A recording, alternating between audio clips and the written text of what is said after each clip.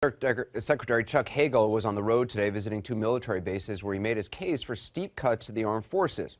Now, under the proposed budget he unveiled yesterday, the Army would shrink to its lowest troop level in nearly 75 years. The A-10 Warthog fighter plane would also be retired. Hagel says the country now needs a smaller, modern military. His plans have sparked a pretty predictable war of words. Former Vice President Dick Cheney fired these shots. I've obviously not been a strong supporter of Barack Obama, but this really is over the top. It does enormous long-term damage to our military. They act as though it's like highway spending. You turn it on and off. The fact of the matter is he's having a huge impact on the ability of future presidents to deal with future crises that are bound to arise. So I think the whole thing is not driven by any change in world circumstances. It's driven by budget considerations. He'd much rather spend the money on food stamps than he would on a strong military or support for our troops. Well, over the last 24 hours, the alleged dangers of the proposed cuts become a talking point on a lot of conservative blogs and television, obviously. And we start with a Fox News alert. Defense Secretary Chuck Hagel plans to shrink the military to pre-World War II levels. The administration is, without question, seriously compromising our security, our strategic flexibility. I think these cuts are too draconian. I think the budget's terrible. They don't want to get entangled in another war, which no one wants. But guess what? We don't get to predict what the next battlefield will look like. What the president has tried to do, the budgets that they send up to us, is lay this all on the backs of our military. Officials maintain that it is needed, but could our country's security be compromised?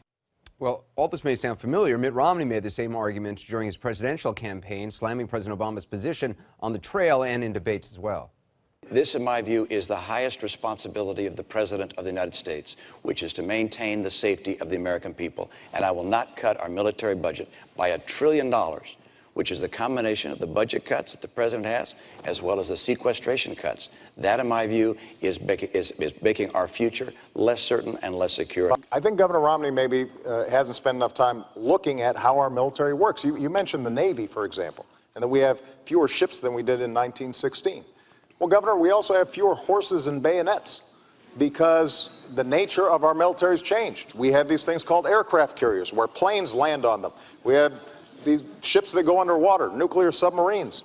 And so the question is not a game of battleship where we're counting ships. It's what are our capabilities? So the question is, what's really going on and what do the numbers actually show? CNN's chief national security correspondent Jim Sciutto is here with the true politics tonight. So let's cut through the noise, the politics, the spin. What are we actually talking about in terms of cuts to the military? Break it down. Well, you look at the numbers, the current budget is basically halfway between what the Pentagon wanted and the more draconian cuts that came during sequestration. The real headline number is reducing the size of the Army from a peak during those two wars in Afghanistan and Iraq of 570,000 to 450,000. You're cutting a 40-year-old attack jet, the Warthog, which was basically designed to attack Soviet tanks. But you're also cutting benefits such as housing allowances for soldiers, subsidies to stores on military bases. Some of these are politically sensitive things. But as always, the military is trying to make a balance of priorities with the numbers that they've been given.